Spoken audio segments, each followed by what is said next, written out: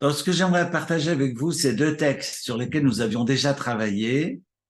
On a déjà échangé, mais je pense que c'est important de rappeler que dans le texte euh, de Choukat que nous avons découvert il y a quelques semaines avec le décès de Myriam et le décès de Aaron, eh bien, ce décès, le dernier, celui de Aaron, nous est répété dans la paracha de Mas'é qui raconte les 42 stations dans cet itinéraire, ces 42 stations qu'ont emprunté les enfants d'Israël avant l'entrée en Terre Sainte. 42, on est vraiment, ce serait un cours de Kabbale. Il faut comprendre que 42, ce sont les lettres du nom de Dieu.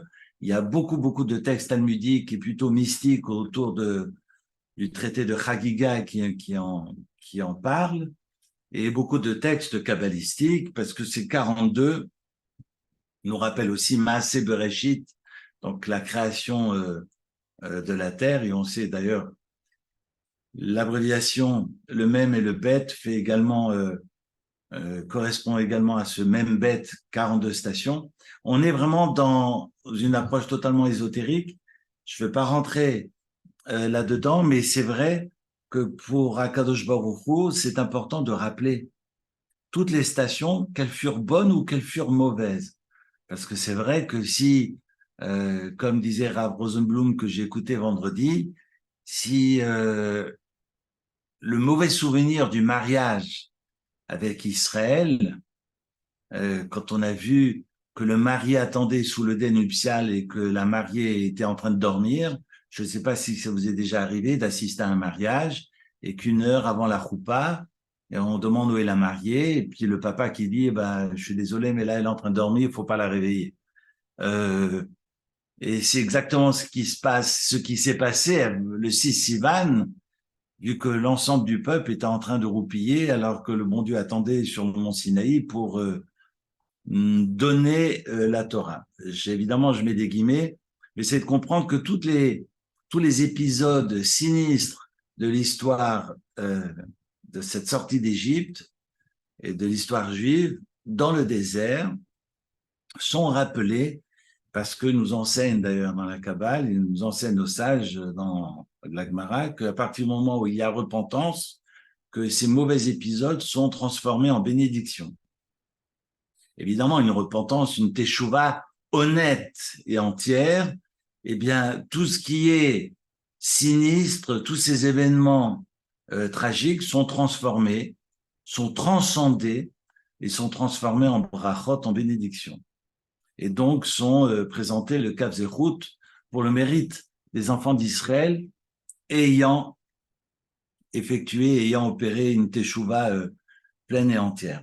Donc c'est important de rappeler, évidemment, ces 42 stations, mais évidemment de souligner que dans ces 42 stations, il y a beaucoup d'épisodes dramatiques qui sont répétés dans Mas'é. On avait donc, Shabbat dernier, une section, la première qui est Matot, et la seconde qui a été également lue, et on a clôturé la lecture de l'ensemble du quatrième livre de la Torah, de Bamidbar. D'ailleurs, on ne dit pas Bamidbar, mais Bemidbar, parce que le début de Bamidbar, c'est marqué Bemidbar Sinaï, et très souvent, on retranscrit Bamidbar pour le quatrième livre de la Torah, on traduit par les nombres, qui est plus ou moins juste par rapport à les premiers épisodes de Bamidbar, mais Bemidbar veut dire dans le désert, et dans le désert du Sinaï. Et donc, on devrait écrire Bemidbar et pas Bamidbar. Mais voilà qu'on termine donc Bemidbar Shabbat, ce Shabbat qui vient de passer, et on va entamer le 5e livre, le chant du cygne de Moïse, de Moshe, la semaine prochaine avec le premier Shabbat qui est appelé le Shabbat de la vision, parce que c'est le mot chazon, la vision d'Isaïe. C'est ce texte que nous allons réciter en guise de Haftarah, puisque c'est systématiquement tous les ans le Shabbat qui précède le jeûne du 9 Av, et qui est donc la semaine la plus dramatique, la plus funeste de toute l'histoire du calendrier juif et de l'histoire juive. Dans Massé, donc, on ne dit pas Massé, mais Massé, ce sont donc ces stations, au nombre de 42. Dans ces stations, on nous rappelle, dans tout ce préambule, pour vous expliquer qu'on nous rappelle la date de décès de Aaron. Et si vous regardez le texte, furtivement, mais vous voyez que je vous ai demandé d'ouvrir le chapitre 32, mais en fait, on n'est pas dans le chapitre 32.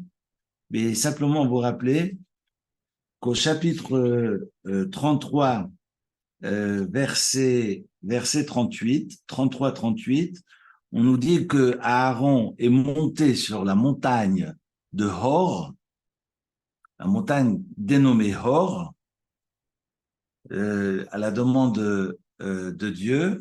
Il est décédé là-bas à la 40e année, et c'est marqué les Tzed Bnei Israël Meretz Mitzrayim Chodesh HaChamishi Be'echad LaChodesh, donc le 5e mois et le premier jour du mois. 5e mois, c'est donc Nissan, Iyar, Sivan, Tammuz, Av, parce qu'on commence, quand on compte les mois du calendrier juif, on commence par Nissan, qui marque la naissance de l'histoire juive. D'accord? La naissance du peuple, en tant que peuple. Et raison pour laquelle le 5e mois sera le mois de Av. Les mois ne sont pas mentionnés dans la Torah, mais on sait que le 5e mois, c'est celui de Av, et donc le premier Av, c'est demain soir. Et ce mercredi, c'est la Eloula, c'est l'anniversaire de deuil, de décès de Aaron. Et rappelez, comme pour Moïse, Aaron est décédé le jour de sa naissance.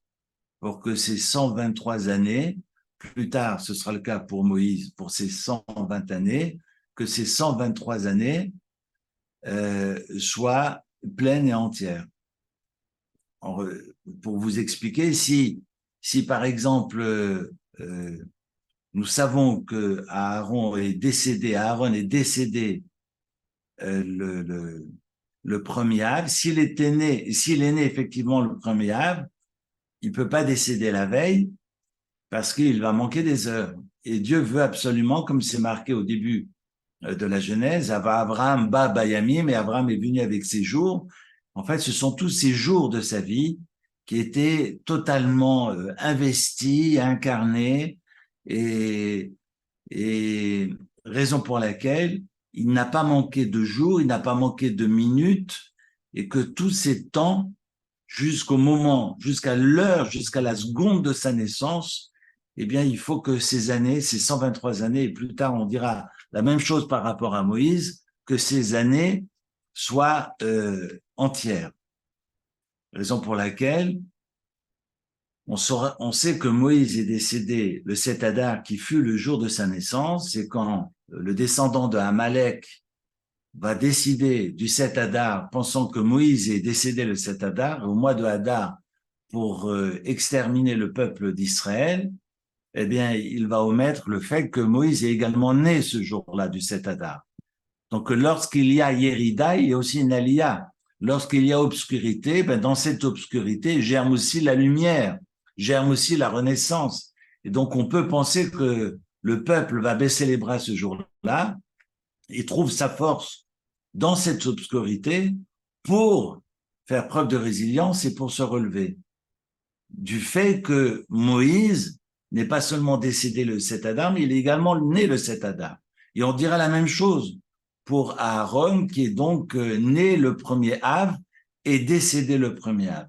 Le seul et unique ancêtre de tous nos aïeux, de tous nos patriarches, depuis Adam, pas seulement depuis Abraham, depuis Adam Arishon, aucun de nos ancêtres, leurs décès sont mentionnés, les dates de leurs décès sont mentionnées dans le texte de la Torah.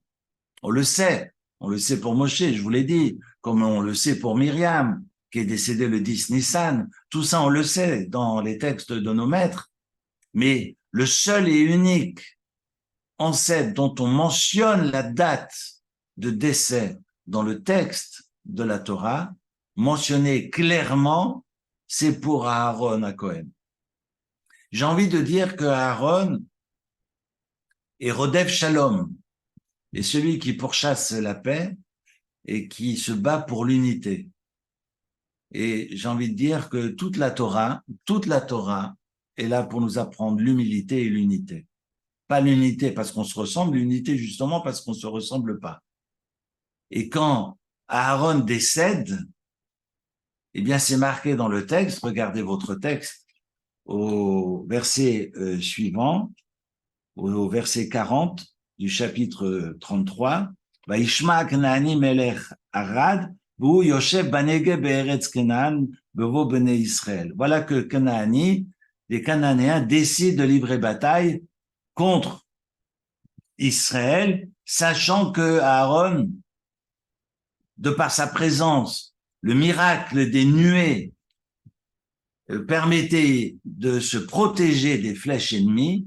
Les nuées vont disparaître avec le décès de Aaron, et donc Canaani, les Cananéens, qui ne sont pas en fait les Cananéens, parce que les Cananéens n'habitent pas dans le Negev, en fait il s'agit des descendants de Amalek qui se sont déguisés en Cananéens pour livrer bataille.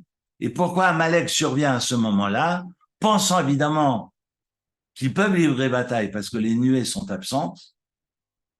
Mais pourquoi Amalek survient? Et il faut savoir que chaque fois qu'Amalek survient, c'est que ce n'est pas seulement un épiphénomène, mais c'est un problème intérieur, à l'interne, en ce sens que c'est marqué dans le texte de Choukat, c'est marqué que lorsqu'il est décédé, le peuple a pleuré.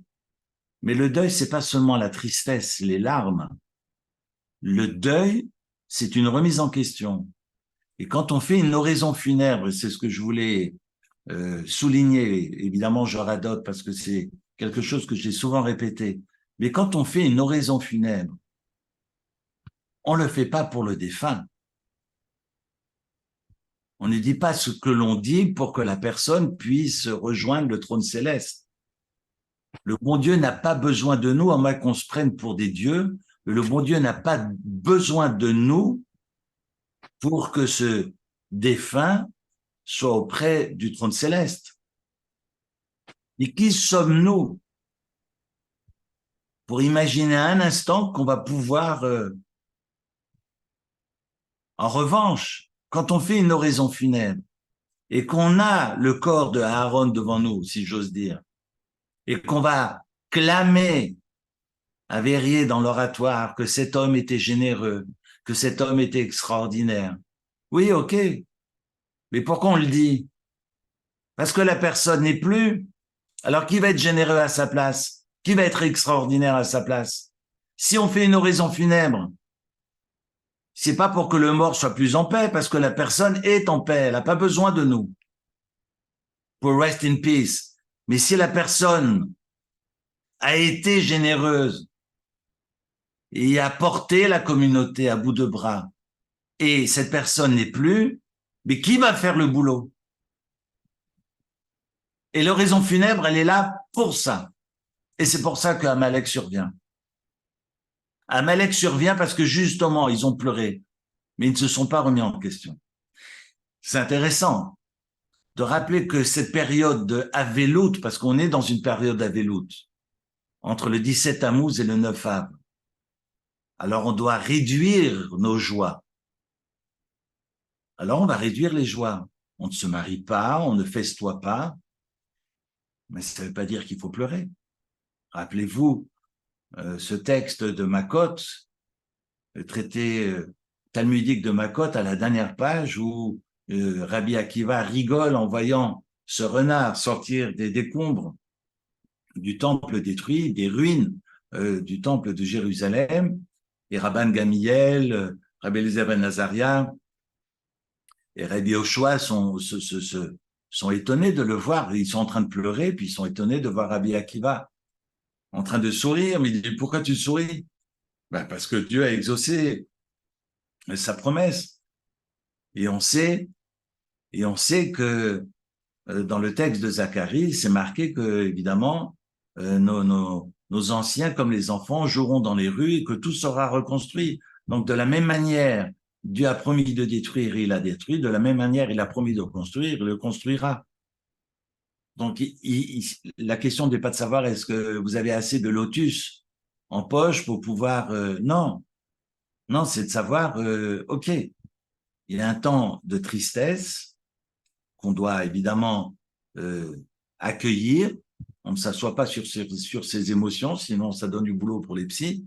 Mais il faut recevoir ces émotions, mais il faut comprendre quelle est cette période et qu'elle est venue pas seulement pour nos aïeux, mais si le Messie n'est pas revenu, c'est que c'est pas seulement un problème lié à nos aïeux, mais lié à nous. Et donc, il faut qu'on puisse se remettre en question et réfléchir sur ce que cette période suscite.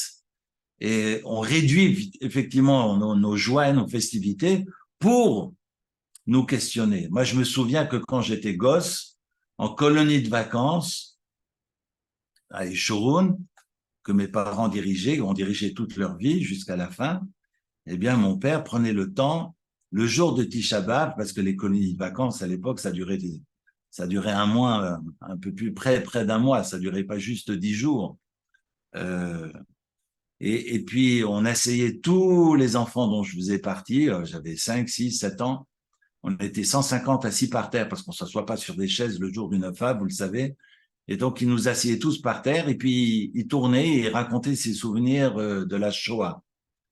Donc, il ne racontait pas ses souvenirs du Beth Amikdash, parce qu'il n'y a que les textes qui peuvent nous transmettre toutes ces connaissances liées à la destruction et du premier et du second temple. On pourrait effectivement relire Flavius Joseph, mais bon, là n'est pas la question. Mon père, de mémoire bénie, prenait chaque année, et j'ai fait ça pendant des années et des années, chaque année nous asseyait à même le sol et nous racontait ses souvenirs de guerre. Pupille de la nation, et donc comment il a échappé à la Gestapo, il nous a raconté tout cela, et on est ressorti, voilà comment un 9 av peut prendre une autre allure, autre que c'est juste ces lectures mièvres, mais qu'on puisse juste réfléchir et de comprendre, et puis peut-être de se dire comment je peux me retrousser les manches pour que never again. Alors, voilà le texte lié au décès de Aaron, le seul dont l'anniversaire de deuil est mentionné dans la Torah, et du fait qu'on n'ait pas fait de Hesped, eh bien, le peuple d'Israël va devoir revenir en arrière de cette station. On aura l'occasion d'en parler dans 15 jours pour la paracha de Ekev, dans 3 semaines plus tôt, parce que c'est là qu'on fait mention que Aaron a été enterré à Moserot, alors qu'ici c'est marqué au verset 38 qu'il est décédé à Hor et non pas à Moserot. Voilà. Donc ces 42 stations sont évidemment très importantes. On y reviendra si l'occasion nous est donnée. Ce que j'aimerais vous inviter à faire, c'est d'ouvrir le chapitre 32 cette fois, où on a deux tribus, la tribu de Réhouven et la tribu de Gad. Après avoir livré bataille contre Midian, on sait que Midian, les filles de Midian ont entraîné le peuple dans la débauche, que le geste évidemment de Pinchas va stopper la Magéfa, l'épidémie, la pandémie qui a sévi au sein du peuple d'Israël. Et Moshe demande à ce que il y ait une condamnation, une correction. J'aime pas parler de punition. En tous les cas, après que les bénis Israël aient livré bataille contre Midian, eh bien, et qu'on ait ensuite récupéré les objets, on parle tant des créatures, des êtres vivants, des animaux, mais également des objets qu'on va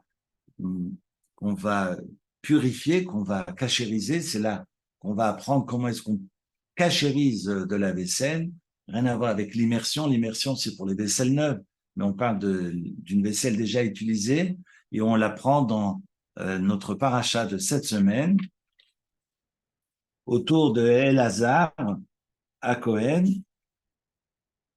Et on est donc au verset 31, au chapitre 31, versets 21, 22, 23, 24, et voilà. 21, 22, 23, 24, vous le notez si vous voulez revoir le texte. Et moi, ce que j'aimerais vous inviter à faire, c'est qu'après qu'on ait évidemment redistribué le butin et puis apporté la dîme aux prêtres et puis aux lévi'im, voilà que ces terres sont maintenant vidées de leurs occupants. Je passe ces détails, je ne veux pas débattre maintenant de la question, mais on a donc deux tribus qui ont beaucoup de troupeaux et qui aimeraient stationner, ne pas passer le Jourdain, mais rester en Transjordanie, donc à la droite du Jourdain. Ce sont les tribus des Réhouven et de Gad. Et donc, je vous lis le chapitre 32, j'ai le texte en français sous les yeux. Les enfants de Réhouven et de ceux de Gad possédaient de nombreux troupeaux. Ils trouvèrent cette contrée avantageuse pour le bétail. Et les enfants de Gad et ceux de Réhouven donc vinrent parler à Moshe, à Élazar, donc son neveu, qui était le grand prêtre, et à toute la communauté en ces termes.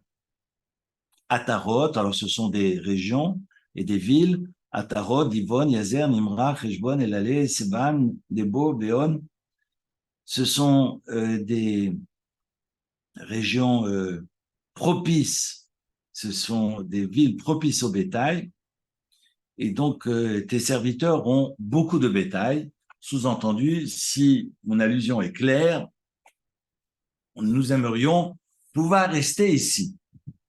Évidemment, Moshe a très bien compris, mais il fait la sourde oreille, et puis va Yomro, et au verset 5, ils vont essayer de clarifier leur demande, parce que le message subliminal de Gad et de Rouven, d'ailleurs, je cite Gad parce que c'est Gad qui vient au charbon, alors qu'on sait que Réhouven est l'aîné, parce que c'est marqué au début du chapitre, au verset 1, que Réhouven et Gad ont beaucoup de troupeaux, et c'est Gad, suivi de Réhouven, qui vient toquer à la porte de Moshe Rabbeinu. Que vient faire Gad en premier?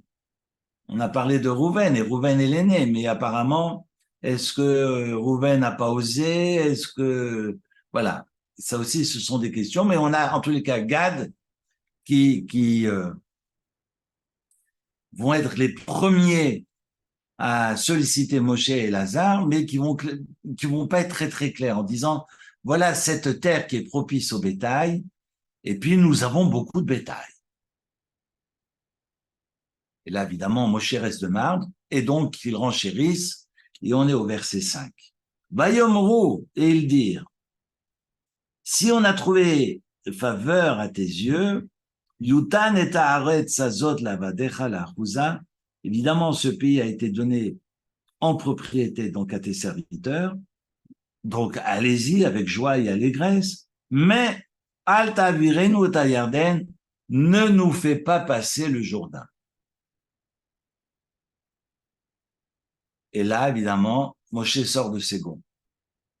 Mais pour qui vous prenez? Ça veut dire quoi, ça? Et là, il va très, très loin, Moshe. Il leur dit, mais... Alors, il parle évidemment à Gad et à Rouven, parce que c'est Gad, les premiers, à être venus le solliciter. Vos frères iront faire la guerre et vous allez rester les bras croisés.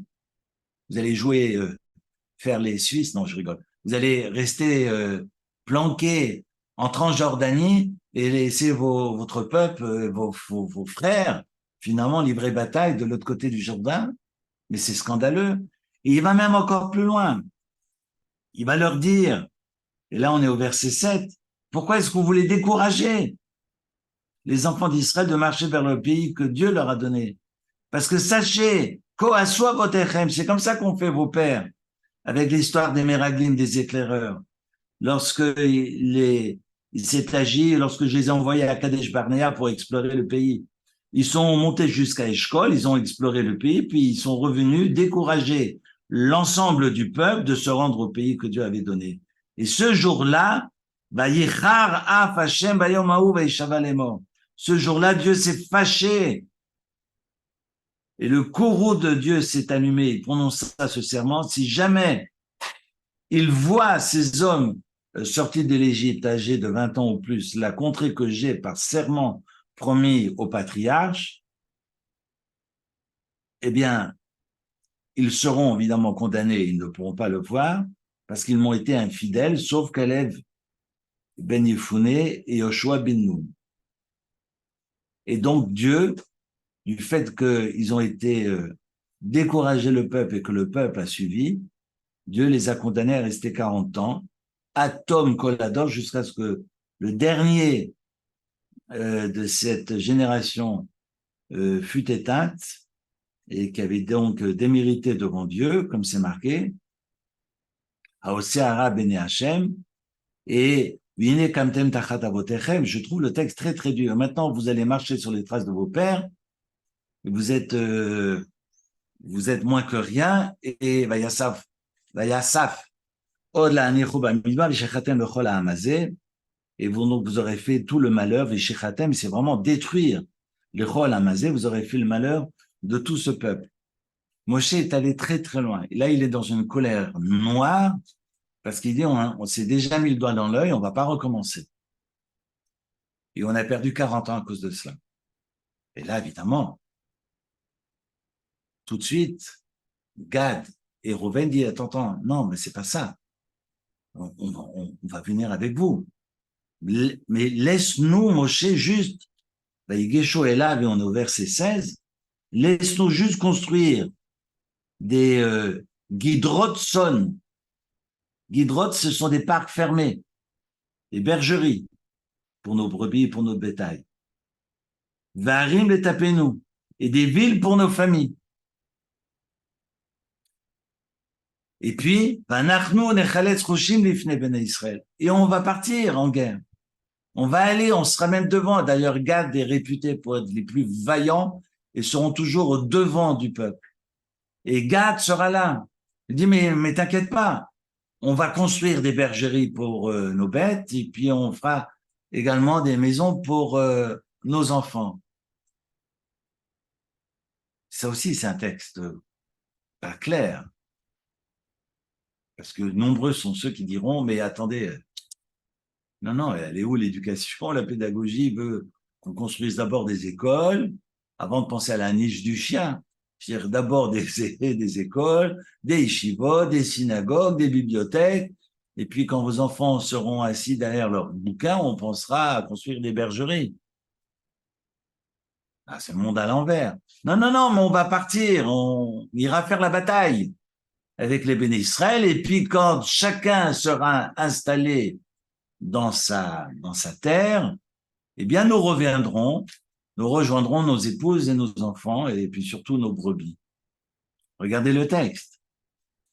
Nous ne rentrerons pas dans nos foyers que les enfants d'Israël n'aient pris possession chacun de son héritage. Nous ne prétendons point posséder avec eux de l'autre côté du Jourdain, puisque c'est ici, à l'Orient, que notre possession nous est échue. Mais on peut aussi penser, et ça c'est un texte du Khatam Sofer, on peut aussi penser que pourquoi Moshe fait un tel reproche? Parce qu'on sait très bien qu'on doit d'abord se préoccuper des animaux avant de manger. On récite ça dans le schéma tous les jours. Je donne à manger l'ivem techa, vachalta vesavata. Je nourris les animaux. Je parle pas de boire. Parce que rappelez-vous que pour Eliezer, lorsqu'il est arrivé avec ses chameaux, Rebecca a donné à boire à Eliezer et ensuite donné à boire à tous les chameaux. Quand il s'agit de manger, on n'a pas le droit de manger avant son animal. L'ivem techa, on donne d'abord la pitance, on donne d'abord la nourriture à l'animal et ensuite on mange. C'est intéressant parce que finalement, on peut comprendre, on peut comprendre dans le texte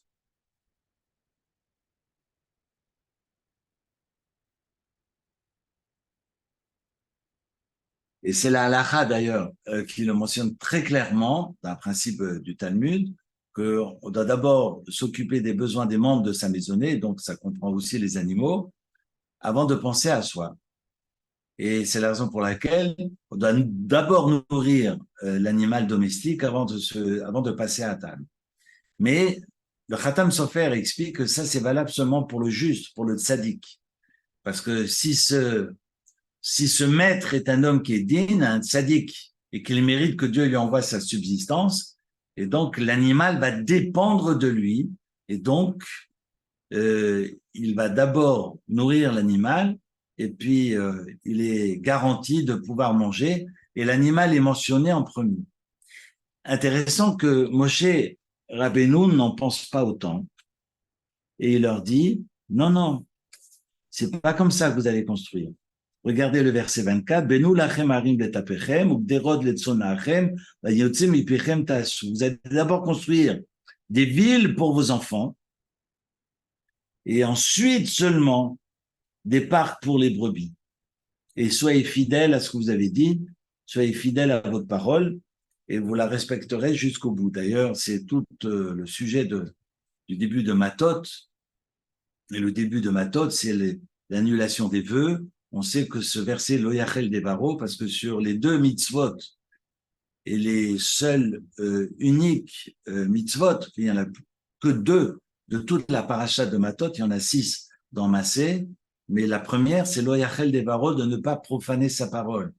À telle enseigne que le Kippour et le Konidré que nous célébrons tous les veilles de Kippour, où on chante que tous les vœux soient annulés, eh ben, repose sur ce verset du début de Matot, et donc il faut faire attention à sa parole. Lo yachel devaro, ne pas la profaner, ne pas la violer, raison pour laquelle j'ai partagé ce texte vendredi avec vous. Moïse leur dit, ça ne joue pas, parce que si vous étiez des sages, alors vous vous occupez d'abord des animaux domestiques et ensuite vous passez à table. Mais c'est pas le cas. C'est la raison pour laquelle dans le texte, j'en perds ma souris, vous voyez, dans le texte des Tehillim, c'est marqué dans le psaume 36, verset 7, Tzidkatra kehareel mishpatecha tehom rabba, Adam uvehema toshia Hashem. C'est un texte d'ailleurs que nous récitons tous les samedis après-midi. Ta justice est comme les montagnes puissantes, tes arrêts sont comme l'immense abîme. Aux hommes et aux bêtes, tu apportes la délivrance, l'éternel. C'est marqué non pas Behema ve Adam, c'est marqué Adam ou Behema. L'homme et l'animal, tu délivreras. Et en fait, c'est intéressant parce que cela voudrait dire toutefois que si je suis méritant et si je suis injuste aux yeux du ciel, eh bien, je dois me préoccuper de mon animal. En revanche, c'est marqué d'abord Adam ou Behema Toshi Hashem, que l'homme et l'animal tu sauveras, qui voudrait dire que l'homme sera sauvé par le mérite de l'animal. Tu sauveras l'homme par le mérite de la bête, parce que l'homme est un pécheur et que Dieu lui accorde sa subsistance pour lui donner de quoi nourrir son animal. Et il est mentionné avant. Voilà que le psaume nous présente l'homme différemment que dans la bouche de la tribu de Gad, qui mentionne d'abord l'animal et ensuite leur personne. Et Moshe dit, non, mais il n'y a pas de raison.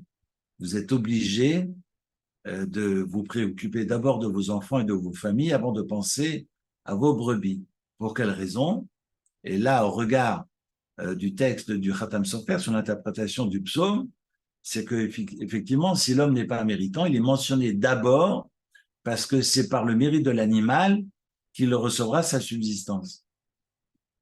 Mais comment peut-on penser un instant que Gad et Réhouven sont en deçà des attentes du ciel et ne répondent pas aux exigences finalement de la Torah? C'est avoir une idée vraiment assez obscure de Gad et de Réhouven. Et en fait, le texte nous révèle le fond de la pensée de Moshe Rabbeinu. Et ça, c'est le Khatam Sofer qui le souligne.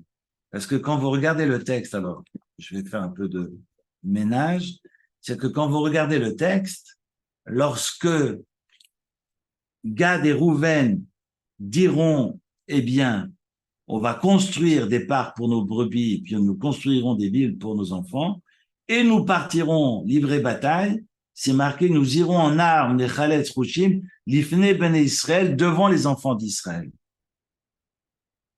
Mais Moshe Rabbeinu leur dit, mais non, vous n'avez rien compris. C'est la raison pour laquelle je vais vous demander de penser d'abord à vous, avant vos animaux. Parce que dans votre discours, finalement, le monde est à l'envers. Je ne vous demande pas d'aller livrer bataille, à partir à la conquête d'Israël, l'Ifne Ben Israël, et c'est l'Ifne Hachem. Vous le faites parce que Dieu l'a demandé. Et ce que l'on fait, c'est parce que Dieu l'a demandé. Et tout ce que l'on fait, c'est pour répondre à cette obéissance, à ce rapport à Dieu. Raison pour laquelle vous avez ce texte,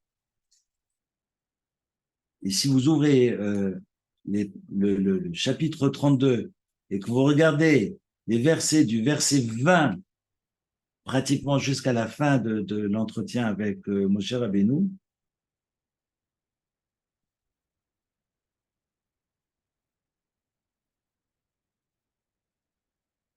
donc 25, 26, 27, c'est marqué tout le temps l'Ifna Hashem, l'Ifna Hashem. Regardez verset 20. Techalitzu, l'Ifna Hashem la milchama. Vous serez devant Dieu. Pourquoi devant Dieu? Vous répondez à la demande de Dieu. L'Ifna Hashem, c'est pas l'Ifne. En fait, Moshe reprend le terme utilisé par Gad. Vous n'êtes pas l'Ifne devant les Béné Israël. Parce que c'est vrai, quand je suis devant ma communauté, j'essaie de me tenir correctement parce que j'ai peur du qu'en dira-t-on. Et quand je suis chez moi, dans ma chambre à coucher, je fais ce que je veux, hein, parce que personne ne me voit. Donc je vais aussi, c'est un peu ce que j'entends, ce que je pense que Moshe entend dans la bouche de Gad. On sera avec vous parce que les Béné Israël sauront qu'on est là. Mais attends, mais vous n'y allez pas parce que les Béné Israël vont vous voir, mais c'est parce que le bon Dieu a demandé. Et vous êtes l'Ifna Hashem. Et je suis l'Ifna Hashem que je sois seul ou que je sois en communauté. Que je sois Bechadre Chadarim, dans ma chambre à coucher, ou que je sois devant la bima, sur l'abside de la synagogue. Je dois être le même Eric. On ne peut pas jouer et faire le malin avec le bon Dieu. Je peux toujours pavaner devant les Béné Israël, l'Ifné Béné Israël. Mais Moshe leur dit non, vous n'êtes pas l'Ifné Béné Israël. Vous êtes l'Ifné Hachem. Vous êtes devant Dieu. Et vous êtes devant Dieu, et regardez le texte. Si vous tenez cette conduite, vous marcherez devant l'Éternel. Verset 21. Si tous vos guerriers ce jour d'un pour combattre devant l'Éternel, encore une fois devant l'Éternel. Verset 22. Et si le pays une fois subjugué devant l'Éternel, alors seulement vous retirez, vous serez quitte envers Dieu. Et ça continue. Et c'est répété 5 fois devant l'Éternel. C'est pas anodin. Parce que vous serez quitte, pas seulement vis-à-vis d'Israël, mais vous serez quitte également vis-à-vis de Dieu si vous répondez devant Dieu à ce que Dieu attend de vous, c'est-à-dire d'être avec les vôtres, avec l'âme Israël, avec toutes les tribus d'Israël qui partent à la conquête du pays. Et c'est intéressant parce que si j'ai partagé ce Shabbat, ce texte des Chroniques,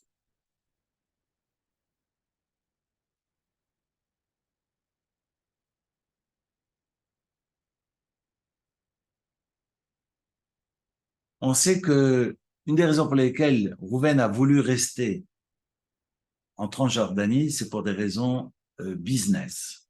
C'est parce qu'ils vont préférer, ils savaient qu'ils n'allaient pas pouvoir construire la BCG, le Crédit Lyonnais, le Crédit Suisse et l'UBS, la Banque cantonale en Israël, ils ont été obligés de rester en Transjordanie parce que les moyens étaient plus sûrs et puis le terrain était plus propice. Et comme dirait Obélix, le terrain était plus plat. Mais donc, raison pour laquelle ils vont vouloir rester en Transjordanie. Mais c'est uniquement pour des raisons matérielles. Raison pour laquelle, dans l'Ecclésiaste, c'est marqué au chapitre 10, verset 2, Lev chacham limino, velev kesil ismolo, que le cœur du sage est à droite, ou que le sage a le cœur à droite, et le cœur du kessil, c'est-à-dire du sot, sauté, est à gauche. Et on sait que la gauche, c'est la richesse, et que le sechel, et que le savoir et l'esprit est à droite. On l'a appris dans les Proverbes, je crois, c'est au 3e chapitre. Donc, on sait que la droite représente l'esprit. Et quand vous regardez les lettres Lev, qui veut dire le cœur, ce que j'ai mentionné ce Shabbat, d'après un texte de Rav Gershon Kahen, Zatzal, mon oncle,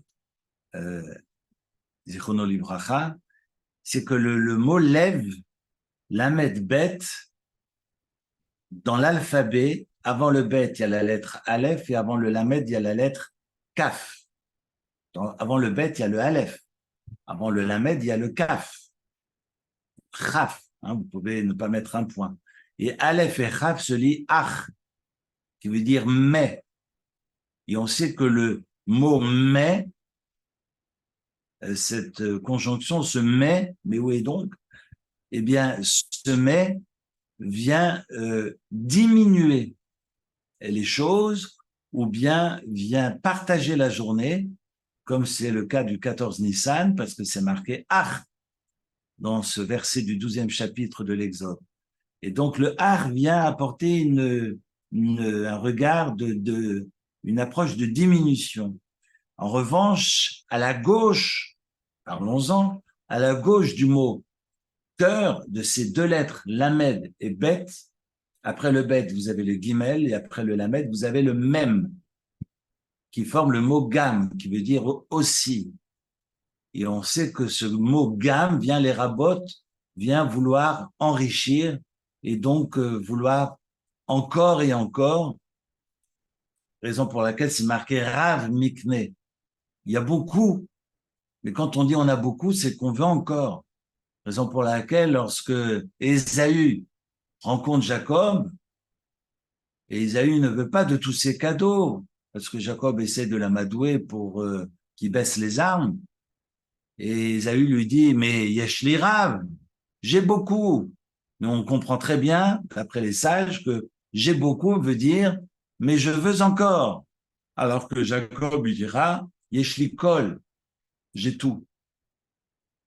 Et le sage est celui à Samar Bechilko qui est content de ce qu'il a, qu'il ait beaucoup, qu'il n'ait pas beaucoup. Jacob dira, yesh li kol, j'ai tout. J'ai tout. Punt. Et Sav lui dira, yesh li rav. Et donc, lorsqu'on veut encore et encore, on est à la gauche du cœur et on est dans cette, finalement, dans cette réduction que l'Ecclésiaste mentionne. On parle du sot, S-O-T. On parle de l'imbécile. C'est la traduction de Kessil, parce que le roi Salomon voit dans cette, quand on est rodef et qu'on veut tourner autour des biens matériels et qu'on ne court qu'à travers que pour cela, je vis pour manger, mais je ne mange pas pour vivre, alors ça n'a plus de sens. J'ai besoin des biens matériels. Évidemment, je n'ai pas le droit de m'appauvrir, et le texte est très clair là-dessus. Et les biens matériels ne sont pas un but, ne sont pas le but en soi, ce n'est pas l'objectif de la vie.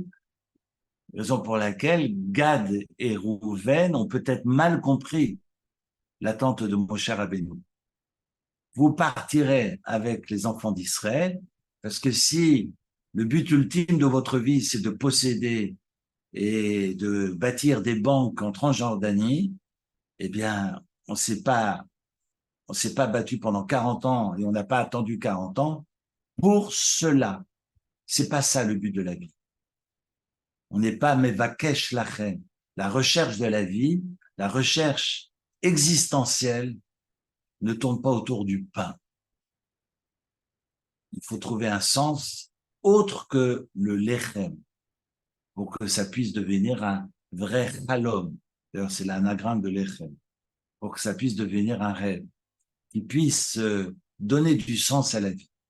Et on a donc deux tribus, se joindront à ces deux tribus la moitié de Ménaché, dont dans les chroniques, nous dirons et nous révélerons que ces deux tribus de Gad et de Rouven sont les premières à avoir été exilées. Et là, ça fait froid dans le dos. Le texte nous dit dans les chroniques, et alors j'ai fermé le mauvais livre, je suis dans les chroniques au chapitre, alors dans chroniques, il y a deux parties dans les chroniques. Alors vous ouvrez les chroniques 1 au chapitre 5.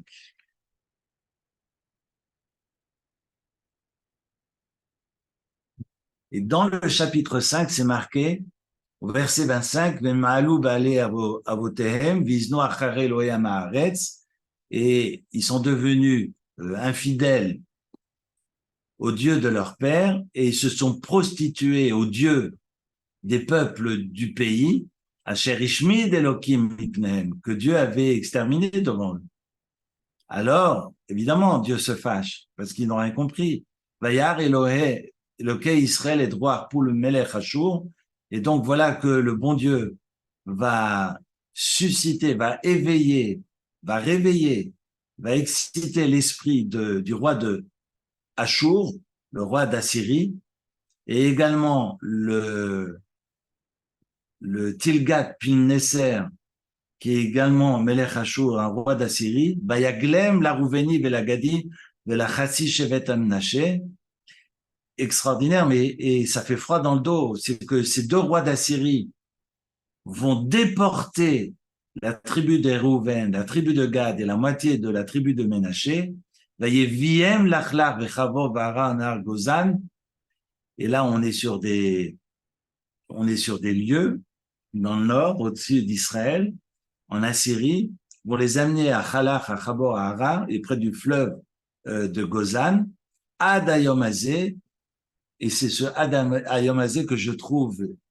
effrayant, extraordinaire et effrayant à la fois. Et les chroniques nous enseignent, on est à la fin donc du Tanakh, et bien nos sages nous enseignent que Rouven, Gad et la moitié de Ménaché sont là-bas, en exil, à Dayomazé, jusqu'à aujourd'hui. Autrement dit, ils y sont encore. Et cet exil est le résultat de ce qu'ils ont recherché. Autrement dit, nous devons évidemment bien réfléchir à notre sens de la vie. Quel sens voulons-nous donner à notre tour, à notre vie?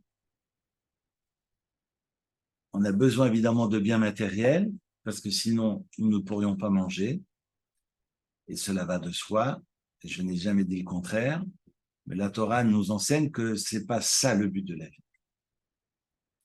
Sur ce, je vous souhaite une très très belle fin de soirée ou début de soirée. Et puis on se retrouve la semaine prochaine, si vous êtes d'accord, mais avec des textes encore un peu plus sinistres, malheureusement, parce qu'on sera à quelques jours du 9 av. Mais après, c'est pour reprendre le plus belle.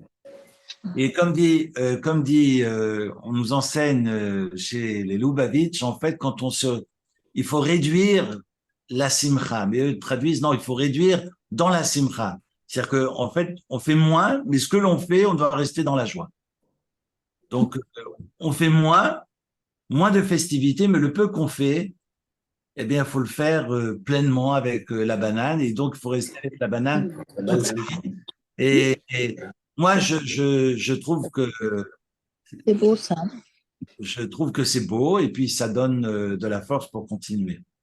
Donc voilà, c'est une période qui est là pour nous faire réfléchir. Donc réfléchissons, mais gardons la banane, gardons la force pour continuer. Gardons la banane, c'est la force. Pas de Et, pêche.